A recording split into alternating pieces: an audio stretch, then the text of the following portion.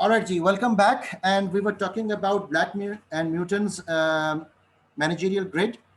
This grid is actually having 81 boxes, and these 81 boxes are representing 81 different styles of managers slash leaders. Okay. Out of all those 81 areas which are highlighted in this particular grid, there are 5 main areas which are capturing our attention. The first area is where concern for production is low and concern for people is also low, and that point is known as 1-1. Then there is concern for production high and concern for people again high. जब हम इन दोनों को extreme values पर ले जाते हैं, तो that is the area which is known as 9-9, and it is also termed as team management. और 1-1 को हम improvised management के नाम से भी वो जानते हैं. Then there is 9-1, 1-9, and in the middle of the road management which is 5-5. अब हम इन पांचों की डिटेल को देख लेते हैं कि डिफरेंट तरह के स्टाइल्स में how people are actually operational. I am referring to the first box which is 1-9. The 1-9 refers to where concern for people is high, whereas concern for production is low. इस case में हम इसको नाम देते हैं country club management का, और country club management would mean that thoughtful attention to needs of people for satisfying relationship leads to a comfortable friendly organisation atmosphere and work tempo. Okay, इस पर्सपेक्टिव में जो लीडर्स ऑपरेट कर रहे हैं तो उनके स्टाइल को हम कंट्री क्लब मैनेजमेंट का नाम वो दे सकते हैं, because obviously they are having more concern for the people as compare to concern for production. जिसके बरक्स अब इसके ऑपोजिट में जा रहा हूं 9-1 पर. 9-1 जिसको हमने टास्क मैनेजमेंट का नाम दिया, यहां पर concern for production is high whereas concern for people is low. And when the concern for production is high, तो हम इसको task management का नाम दे सकते हैं. And the concern was that efficiency in operations results from arranging conditions of work in such a way that human elements interfere to a minimum degree. Okay, अब हम इसके opposite point पे चलते हैं, which is 1-1. इसको improvised management का नाम देते हैं. इस managerial style में it was said कि exertion of minimum efforts to get required work done is appropriate to sustain organization membership. ठीक है, क्योंकि concern for production भी नहीं है और concern for people भी नहीं है. इसके बरक्स जब हम 9-9 की बात करेंगे तो that is talking about team management, और team management में work accomplished is from committed people. Interdependence through a common stake in organization purpose leads to relationships of trust and respect. ये ज्यादा आपकी कोलैबोरेटिव अप्रोच है जिसको हम team management approach का नाम वो देते हैं. और middle of the road management which is 5-5, it is saying that adequate organisation performance is possible through balancing the necessity to get out work with maintaining moral of people at a satisfactory level. तो अब ये हमारे पास 5 main concerns आ गए managerial and leadership perspective में, जिससे कि organisation को lead वो किया जा सकता है. अब इसके बाद फिर हमारे पास बहुत से मॉडल्स डेवलप हुए, जैसे फीडलर्स मॉडल है, हर्से एंड ब्लैंकर्ड का मॉडल है. सो डिफरेंट कॉन्टिजेंसी पर्सपेक्टिव्स में हम बात कर रहे हैं, सिचुएशनल पर्सपेक्टिव्स में हम बात कर रहे हैं, बिहेवियरल पर्सपेक्टिव के बहुत से लीडरशिप के जो मॉडल्स थे वो हमारे पास आने शुरू हो गए, transformational, transactional, charismatic. So there is a list of models available for the leadership perspective. अब उन डिफरेंट मॉडल्स में डिफरेंट लोगों ने इन्वेस्टिगेट ये किया कि क्या leadership style with the passage of time change हो सकता है कि नहीं हो सकता. जैसे फीडलर के मॉडल के मुताबिक लीडरशिप स्टाइल चेंज नहीं हो सकता, आपको सिचुएशन के मुताबिक या लीडर ढूंढना पड़ेगा या लीडर के मुताबिक सिचुएशन अरेंज करनी पड़ेगी. So that was the concept coming from Fiedler. जिसके बरक्स हर्से एंड ब्लैंकर्ड, उनका कहना यह था कि लीडरशिप का स्टाइल जो है वो फ्लेक्सिबल है, वो एडेप्टिव है, वो लर्न किया जा सकता है. आप through training and development leaders को चेंज कर सकते हो कि वो सिचुएशन के मुताबिक अपने आप को ढाल लें. ओके, तो हर्सन ब्लैंकर्ड का कॉन्सेप्ट ये वाला डेवलप हुआ. और प्लस हर्सन ब्लैंकर्ड ने इस बात पर भी एम्फसाइज करना शुरू किया कि it is not just the leader जो कि लीड करता है, बल्कि आपको ये भी देखना चाहिए कि फॉलोअर की जो कैरेक्टरिस्टिक्स हैं वो क्या हैं. अब फॉलोअर की कैरेक्टरिस्टिक्स में जैसे हम बात करते हैं कि the follower can be willing and able, the follower can be unwilling and unable, the follower can be unwilling but able, and the follower can be unable but willing. तो ये हमारे पास 4 तरह के फॉलोअर पर्सपेक्टिव्स में context develop हुए कि हम follower को भी देखें कि फॉलोअर की हालत तेजार क्या है, ताकि सिर्फ सारा ब्लेम उठाकर लीडर के कंधे पर ना डाल दिया जाए या सारा क्रेडिट उठाकर लीडर के कंधे पर ना डाल दिया जाए. फॉलोअर्स का जो कंट्रीब्यूशन है in the execution of different operations, that is also to be counted. Okay तो ये सारी रिसर्च थी which was actually started from the 1950s and 1960s context.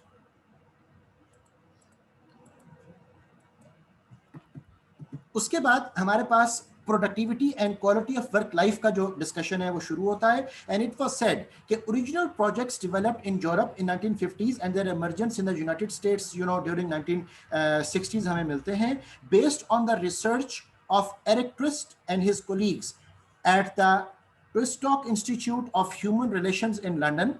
Early practitioners in Great Britain, Ireland, Norway, and Sweden developed work designs aimed at better integrating technology and people. तो अब उस दौर में इन तमाम चीज़ों के ऊपर जो थी इन्वेस्टिगेशंस वो लॉन्च की गई और ये बात देखी गई कि किस तरीके से आप सिस्टम्स की डेवलपमेंट को प्रोडक्टिविटी के साथ इंश्योर वो कर सकते हो. इसी तरह high participation of unions and management in the design of work giving employees high levels of discretion, task variety and feedback about results led to the discovery of self-managing work groups as a form of work design. So participative जो perspective था again उसके ऊपर बात की जा रही है. Unions का जो contribution था towards the development of organizational perspective उसके ऊपर discussion जो थी वो launch होनी शुरू हो गई. And quality of work life की जब हम बात करते हैं was first defined in terms of people's reaction to work, particularly individual outcomes related to job satisfaction and mental health. So this is era जो हमारे पास टाइम फ्रेम आ रहा है 1950s और 60s में. these were the hot topics जिसके ऊपर industry के अंदर बात जो थी वो शुरू हो चुकी थी.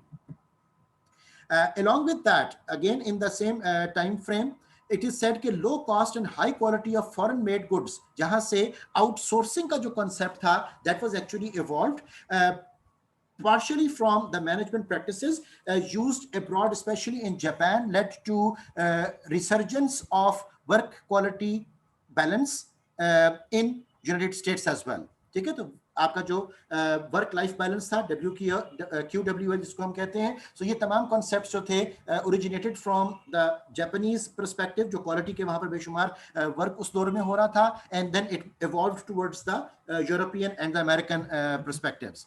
So reward systems, workflows, management styles, and the physical work environment became features of work design.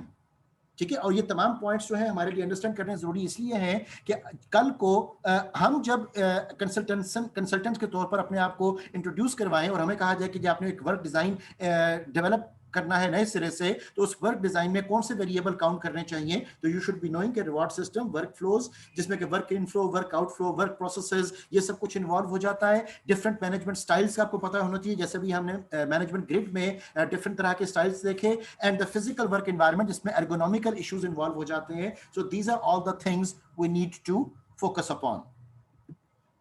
Likewise, employee involvement, employee empowerment, total quality management, Six Sigma, आपको इन तमाम टेक्नोलॉजीज का पता होगा, at new terms to quality of work life.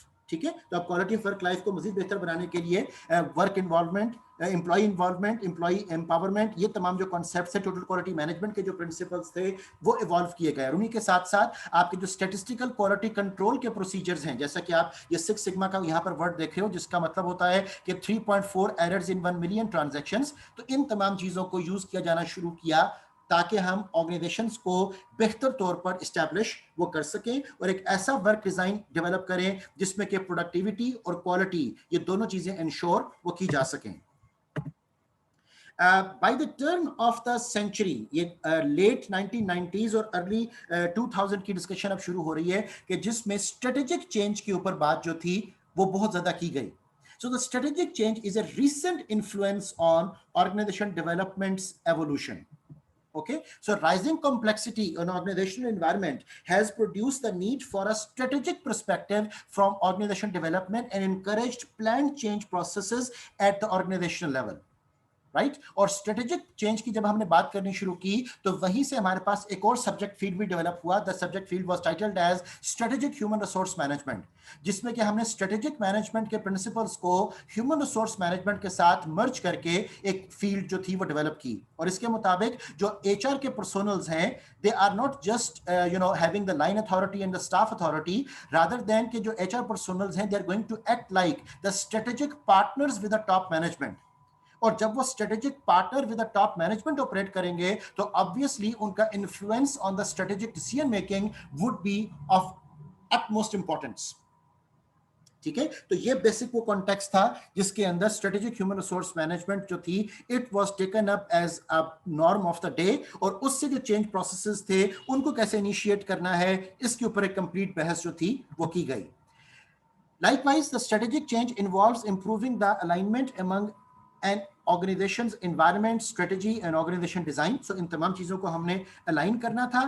And the first application of strategic change was coming from Richard Beckard, who used basically the approach of open systems.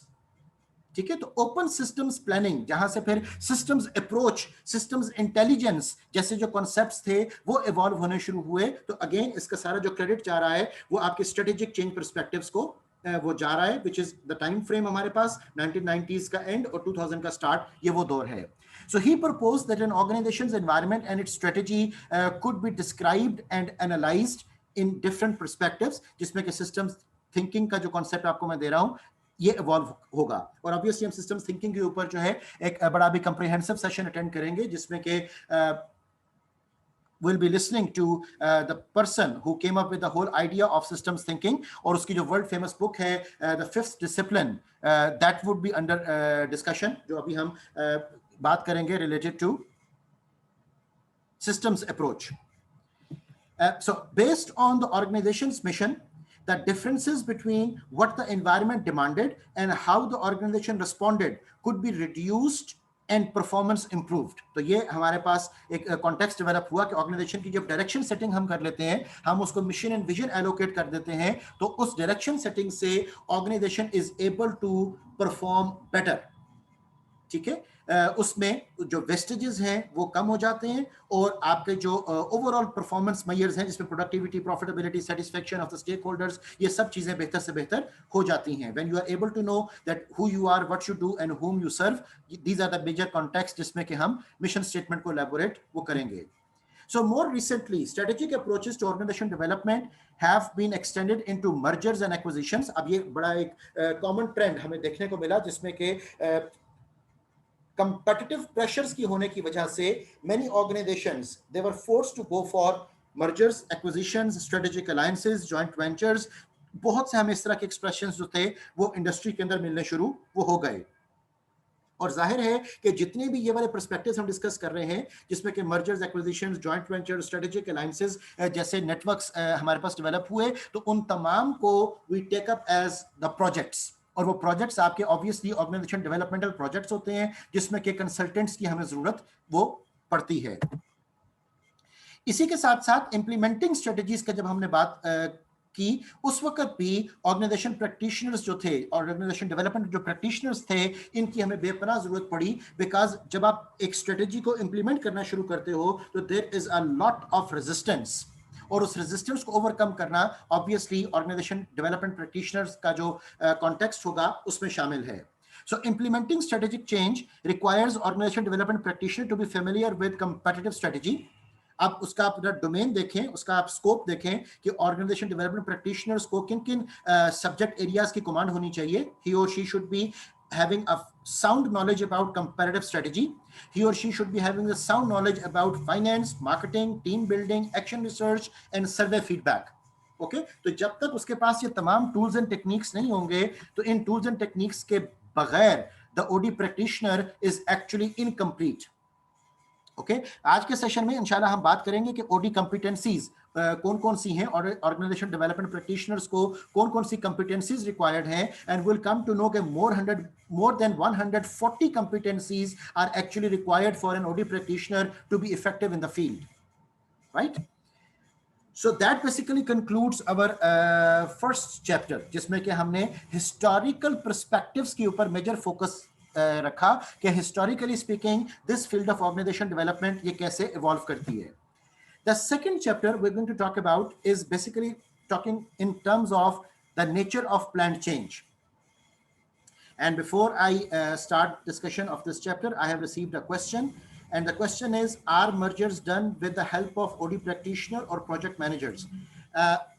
Beta, mergers, acquisitions, strategic alliances, joint ventures, diversification, integration, ये जो सारी terminologies हैं, these are all strategies. Okay? अब उन strategies को formulate करने के लिए और strategies को implement करने के लिए हमें मुख्तलिफ लोग दरकार हैं.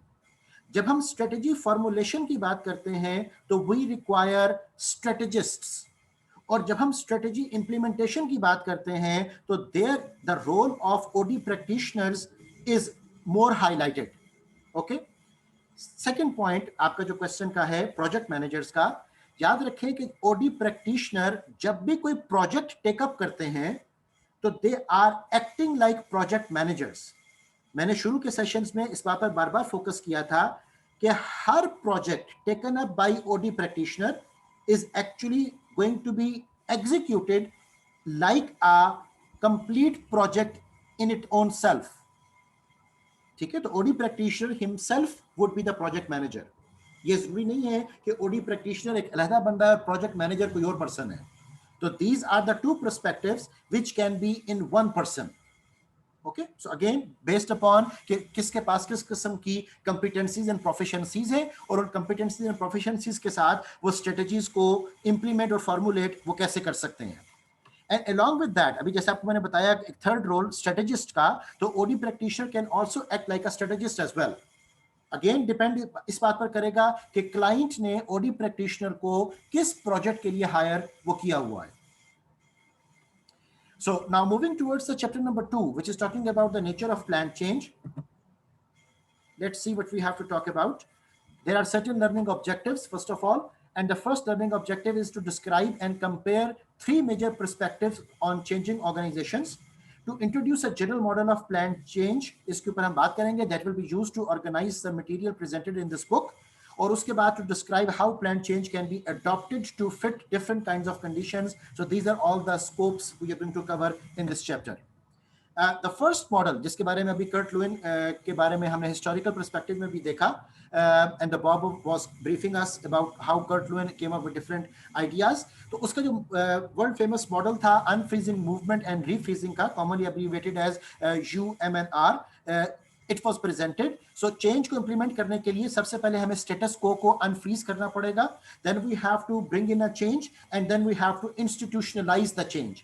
अब ये जो institutionalization of the change है, इसको हम नाम देते हैं refreezing का. Right? आपके जहन में कोई भी क्वेश्चन और कमेंट आए, please put it on the Zoom group chat so that I can address to your queries and questions. So unfreezing को जब हम डिस्कस करते हैं तो unfreezing would mean that change efforts to overcome the pressures of both individual resistance and group conformity. Okay, तो अब हमने basically आपको मैंने अभी टर्म जो यूज की थी कि आपको स्टेटस को चैलेंज करना है, तो स्टेटस को में हमारे पास ये दो मेन चीजें आती हैं. One is the individual resistance and second is the group conformity. ठीक है, तो ये दो हमारे पास चैलेंजेस हैं जिनको हमने मीटअप करना है इन द अनफ्रीजिंग. और हमें दो तरह की फोर्सेस का सामना करना पड़ेगा. Will be having certain driving forces and will be having certain resisting forces. तो रेजिस्टेंस को ओवरकम करना है, अपनी ड्राइविंग फोर्सेस को बढ़ाना है ताकि under the conditions of stress हम एक पॉजिटिव चेंज वो लेकर आ सकें. सो रीफ्रीजिंग की जब हम बात करते हैं तो that is stabilising a change intervention by balancing driving and resisting forces. तो इन दोनों फोर्सेस को जब हम बराबर कर देंगे रीफ्रीजिंग में, तो that would be the point जिसको हम चेंज मैनेजमेंट के लिटरेचर में कहते हैं institutionalisation of the change. Okay, अगर हम चेंज को यहां पर रीफ्रीज ना करें या हम चेंज को इंस्टीट्यूशनलाइज ना करें, तो ऑब्वियसली मैंने आपको बताया था कि हर चेंज में इनहेरेंट कैपेबिलिटी है कि इट वुड रिवर्ट बैक या it would go towards undesirable outcomes and directions. तो इन तमाम चीजों से रोकने के लिए हमें एक चेंज को रीफ्रीज वो करना पड़ता है, दोबारा से उस स्टेटस को मेंटेन करना पड़ता है on our desired level. Now अगर हम इस पूरे कॉन्टेक्स्ट को ग्राफिकली देखें तो driving forces we're talking about forces that direct behaviour away from the status quo, and the resisting forces are forces that hinder the movement from the existing equilibrium, जिसको status quo का नाम यहाँ graph में भी आपके लिए वो दिया जा रहा है। और इस ग्राफिकल रिप्रेजेंटेशन की एक बड़ी डिटेल्ड वर्जन मैंने आप लोगों से शेयर की थी इन सुलेमान्स मॉडल ऑफ चेंज, जिसमें कि आपको स्ट्रेस कर्व, स्ट्रेन कर्व और इन तमाम फोर्सेस के होने से जो हमारे पास एक डेवलपमेंटल पर्सपेक्टिव डेवलप करेगा चेंज का, उसके ऊपर हमने डिस्कशन उसके अंदर उस मॉडल में वो की थी। अब हम पहुंचते हैं एक्शन रिसर्च मॉडल के ऊपर। That was the first simplest model where unfreeze, movement and refreeze. अब हम एक स्टेप और ऊपर आ रहे हैं जिसमें कि हम एक्शन रिसर्च मॉडल को स्टडी कर रहे हैं। इस एक्शन रिसर्च मॉडल का जो स्टार्टिंग पॉइंट था that was problem identification, and gradually will come to know कि चेंज प्रोसेस को इनिशिएट करने के लिए सबसे इंपॉर्टेंट चीज जो हमारे पास होती है that is this problem identification. And problem identification बजाते खुद एक बहुत बड़ा प्रोजेक्ट वो बन सकता है, बिकॉज सिर्फ एक फर्स्ट स्टेप के लिए प्रॉब्लम को आइडेंटिफाई करने के लिए you have to conduct couple of surveys, because जो प्रॉब्लम अपरेंटली हमें नजर आ रही होती है दरअसल वो प्रॉब्लम अक्सर औकात नहीं होती। So grass root level problems पर पहुंचने के लिए we need to come up with a lot of tools and techniques which are discussed under the context of diagnosis. ठीक है, सो एक्शन रिसर्च मॉडल का स्टार्टिंग जो है that is from the problem identification. और यहां पर याद रखिएगा कि जब हम मैनेजमेंट साइंस में वर्ड प्रॉब्लम यूज करते हैं तो प्रॉब्लम का टेक्निकली मीनिंग होगा that problem is the difference between expected value and the actual value. ठीक है, मैं फिर से डिफाइन कर रहा हूं। प्रॉब्लम को अगर हम टेक्निकली डिफाइन करें तो the problem would mean the difference between expected value and the actual value, and the problem can be positive and the problem can be negative. ठीक है, मैनेजमेंट साइंस में the word problem is not always bad, because there are certain instances when there are good problems. ठीक है, because by definition problem क्या है? Problem is the difference between expected value and the actual value. So again हम action research model को शुरू करते हैं। The first step is problem identification. जब प्रॉब्लम आपने इन्वेस्टिगेट कर ली तो अगला स्टेप होगा consultation with A behavioural scientist, कि वो ये डिस्कस कर सके कि इस प्रॉब्लम के साथ कौन कौन से एस्पेक्ट्स जो हैं वो सिस्टम रिलेटेड हैं और कौन कौन से एस्पेक्ट्स जो हैं वो ह्यूमन रिलेटेड हैं। बिकॉज याद रखें हमारे पास सिस्टम्स अप्रोच में एक डिस्कशन आती है which is 80-20 rule, and according to 80-20 rule in systems approach it is said कि 80% of the time it might be the problem of the system and 20% of the time it might be the problem of the human. Okay, जिसके बरक्स generally speaking हम जो चीज perceive करते हैं वो ये है कि 80% of the time it is problem of the human and there is no problem with the system. Okay, हम सिस्टम को हमेशा जस्टिफाई कर जाते हैं और ब्लेम उठाकर सारा ह्यूमन पर डाल देते हैं, बिकॉज पॉसिबिलिटी हो सकती है, हम इस पॉसिबिलिटी की एग्जिस्टेंस को इग्नोर नहीं कर सकते, पॉसिबिलिटी हो सकती है कि आपका सिस्टम ही ठीक डिजाइन वो नहीं है, तो ह्यूमन इंटरवेंशन वहां पर काम प्रॉपरली वो नहीं कर सकती। So that is the reason कि जिसके लिए फिर हमें प्रॉब्लम को आइडेंटिफाई करने के बाद we have to consult with the behavioural scientist, जो कि हमें ये इस बात का तासुर देगा कि the problem is associated with the behaviour और the problem is associated with the system. So that behavioral scientist can also be the OD practitioner and OD consultant, जहां से उसकी इंटरवेंशन वो शुरू हो रही है। अब वो बिहेवियरल साइंटिस्ट जिसको हम OD प्रैक्टिशनर के तौर पर भी पिक कर रहे हैं, वो नेक्स्ट स्टेप क्या करेगा? That person is going to do the data gathering and preliminary diagnosis. ठीक है, वो एक अपना एक इनिशियल इन्वेस्टिगेशन लॉन्च करता है और उस इनिशियल इन्वेस्टिगेशन को शेयर करता है विद द क्लाइंट। और अक्सर औकात इसी स्टेप के ऊपर जो आपकी डिस्कशन होती है it would be ending, because the client might not be convinced, the client might not be ready, the client might not be having the appropriate budgets, जिसकी वजह से आपका जो ये प्रोजेक्ट है ये टेक अप नहीं हो सकता, so you lose the project. But supposedly if the client is willing, the client is ready, the client is having appropriate budget to bring about that change, तो वहां से फिर अगला स्टेप हमारे पास आएगा कि now the client and the consultant they are combined together and they go for joint diagnosis. So once the joint diagnosis is done, उसके बाद next step होगा joint action planning। ये हमारे आगे पूरे चैप्टर्स आएंगे इनके ऊपर। joint action planning हम करेंगे और joint action planning को जब हम implement करेंगे तो that will be the stage known as action, और उसके बाद उस action से हमें results हासिल होंगे जो कि हमने client के साथ share करने हैं। And sometimes those results can be positive, sometimes those results can not be positive. So ये डिपेंड करेगा कि कहाँ पर क्या कंस्ट्रेंट आया, कहाँ पर क्या कंडीशन का सामना आपको करना पड़ा, क्या चैलेंजेस थे, कहाँ पर क्या क्या बॉटलनेक्स थे जिनकी वजह से आपको परफॉर्मेंस के कंप्रोमाइजेस की तरफ वो जाना पड़ा. We have another model in the change perspective, and that model is talking about different steps, which are, for example, number one, initiate the inquiry.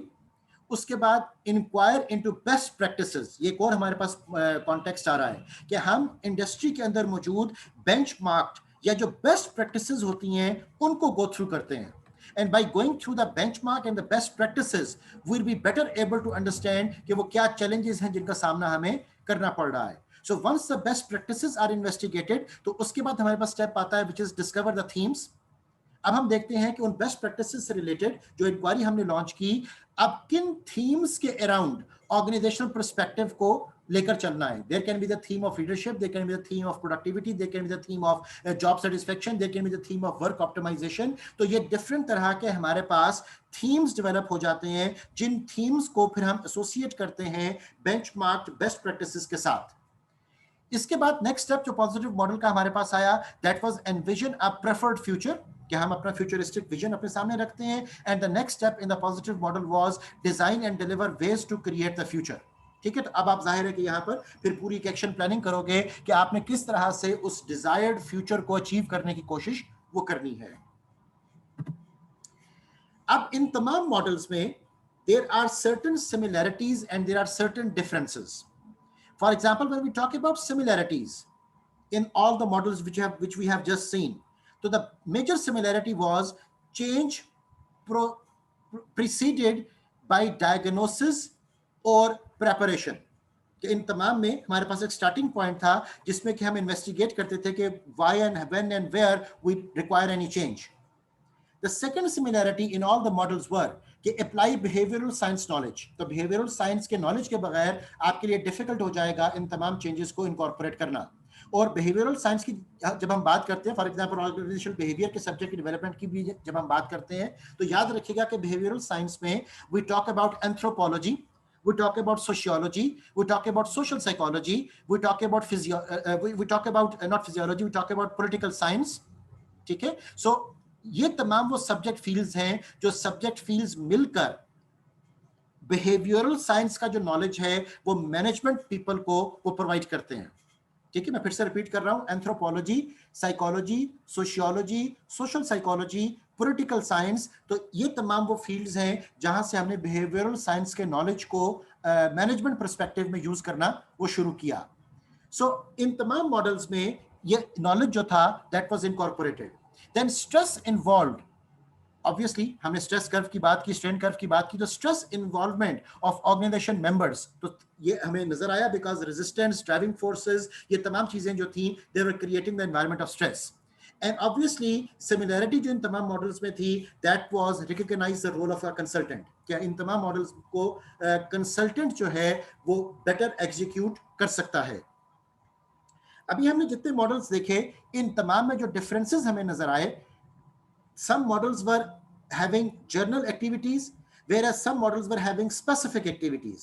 ठीक है, जैसे एक्शन रिसर्च का कॉन्सेप्ट हमने देखा. इसी तरह सेंट्रलिटी ऑफ कंसल्टेंट रोल कुछ models में ज्यादा एम्फोसाइज्ड है, कुछ मॉडल्स में कम एम्फोसाइज्ड है. And then problem solving versus social constructionism, that is the concern कि जिसके ऊपर डिफरेंसेस हमें इन मॉडल्स में नजर आए. कुछ मॉडल्स जो थे they were purely focusing upon solving a particular problem, और कुछ मॉडल्स जो थे वो ऑर्गेनाइजेशन को होलिस्टिकली डेवलप करने की बात वो कर रहे हैं. So these were few of the differences अगर हम इन तमाम मॉडल्स के दरमियान वो देखना चाहें. लेकिन अगर आप इन तमाम मॉडल्स के एल्गोरिदम्स को देखो तो उन एल्गोरिदम्स के मुताबिक मोर और less they are flowing the same. Okay, Minhaj is trying to ask a question. Let me just turn on your microphone.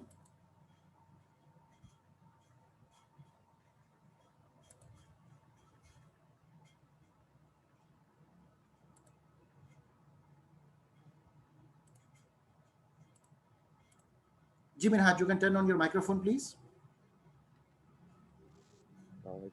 जी वालेकुम अस्सलाम. सर ये जो मॉडल्स हैं जी और ये जो हम डिफरेंसेस पढ़ रहे हैं फॉर एग्जांपल, जी इसमें अगर हमें कोई थोड़ी एग्जांपल छोटी वगैरह आप दे दें करें, फॉर एग्जांपल तो बिहेवियरल साइंसेस तो बहुत ज़्यादा हो जाएंगी, बट लाइक फॉर एग्जांपल जी जो पॉजिटिव मॉडल है, इनिशिएट द इंक्वायरी, जी this will be like for example one of the inquiries organization is facing um, low output, जी तो इसके अब और वो बेस्ट प्रैक्टिस थीम किस तरह डेवलप करेगा, उसको तो inquiry into best best theme की प्रैक्टिसेस के बजाय इंक्वायरी इनटू द इश्यूज होना चाहिए।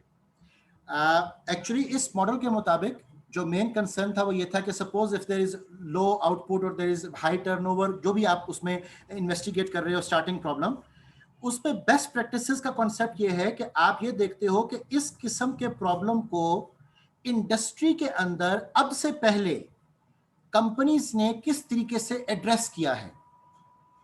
ठीक है, अब जो हमारे पास जिसके लिए हम टर्म यूज करते हैं HPWS, HPWS stands for high performance work systems.